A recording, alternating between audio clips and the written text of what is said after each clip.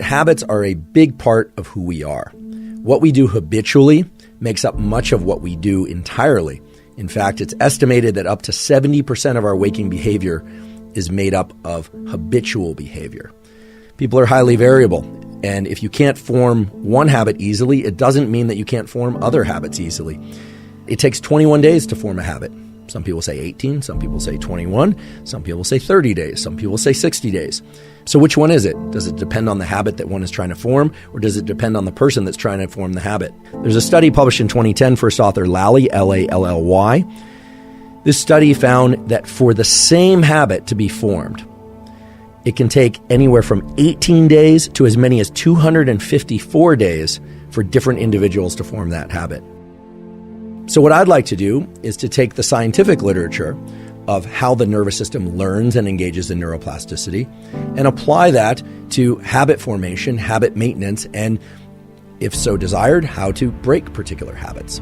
I'd like to give you a particular tool that's gleaned from the research psychology literature.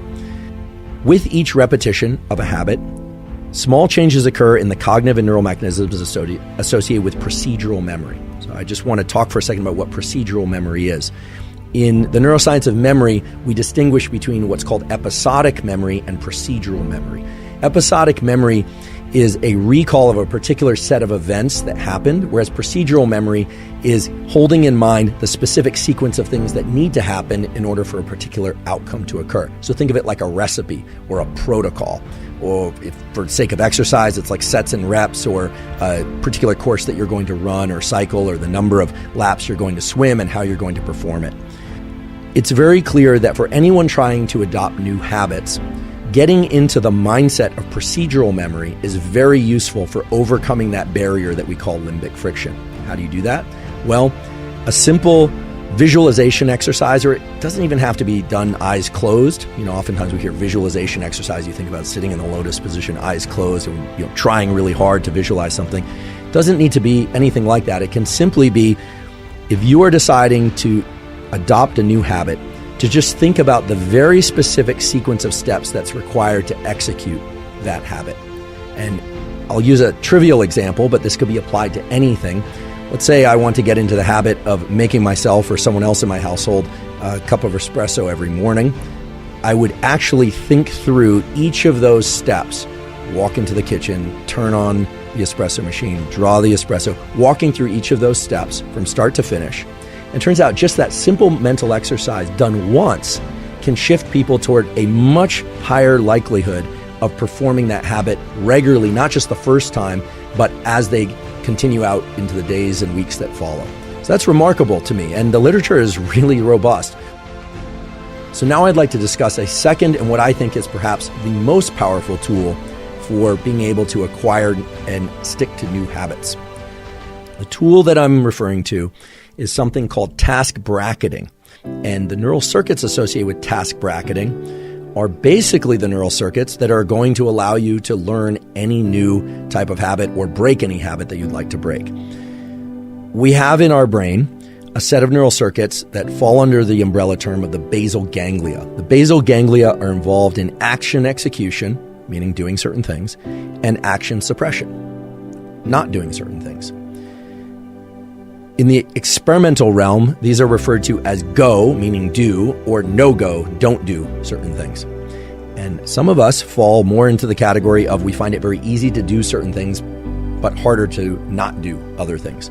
Some people have a lot of no-go type circuits that are very robust, and they have a lot of behavioral constraint, but they have a harder time getting into action. And some people have a perfect balance of both, but I've never met one of those people.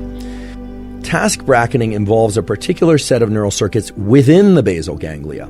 We have particular circuits in our brain that are devoted to framing the events that happen just before and as we initiate a habit, and just after and as we terminate a habit.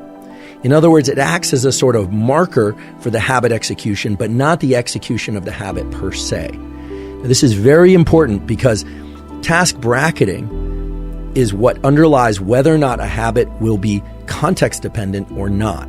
whether or not it will be strong and likely to occur even if we didn't get a good night's sleep the night before, even if we're feeling distracted, even if we are not feeling like doing something emotionally, or if we are, completely overwhelmed by other events.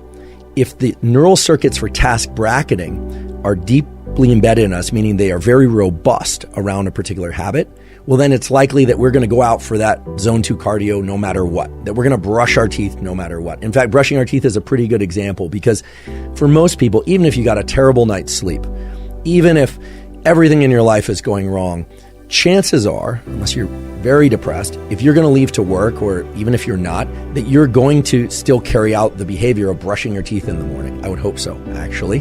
But you are probably less likely to perform particular habits that are not what you deem as necessary. But if you think about it, brushing your teeth, exercise, eating particular foods, maybe engaging socially in particular ways, you are the one that places any kind of value assessment on which ones are essential and which ones are negotiable.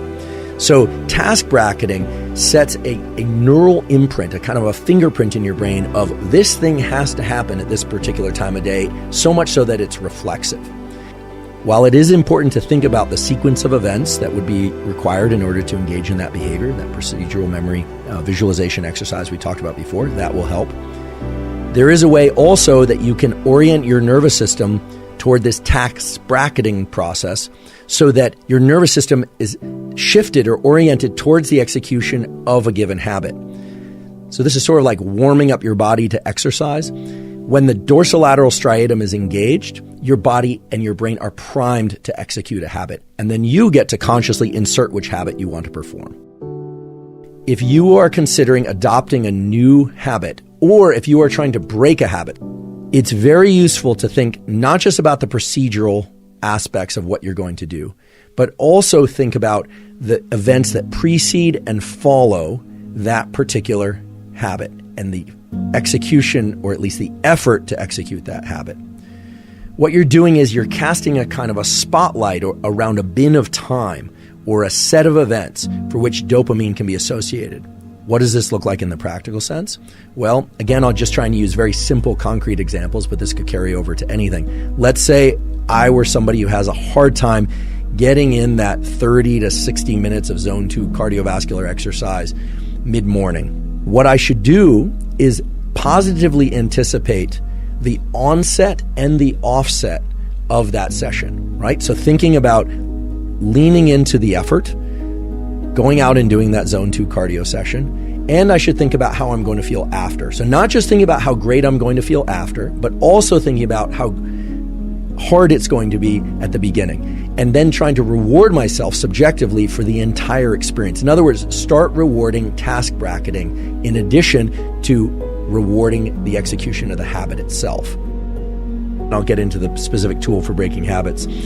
Capture the sequence of events, not that led to the bad habit execution, but actually to take advantage of the fact that the neurons that were responsible for generating that bad habit were active a moment ago, and to actually engage in a replacement behavior immediately afterward.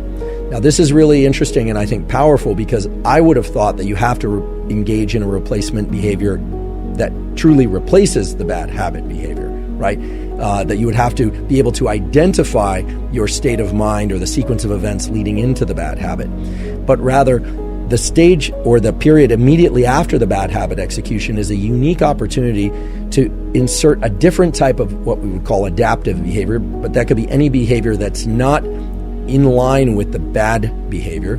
So let's give it an example. Let's say you find yourself, you're trying to do focused work, you pick up your phone, you're disappointing yourself for picking up your phone. You could, of course, just put it down and re-engage in the work behavior. But if you were good at that, then you probably wouldn't have done it in the first place. And so what turns out to be very effective is to go engage in some other positive habit. Now, this has two major effects. The first one is you start to link in time the execution of a bad behavior to this other good behavior.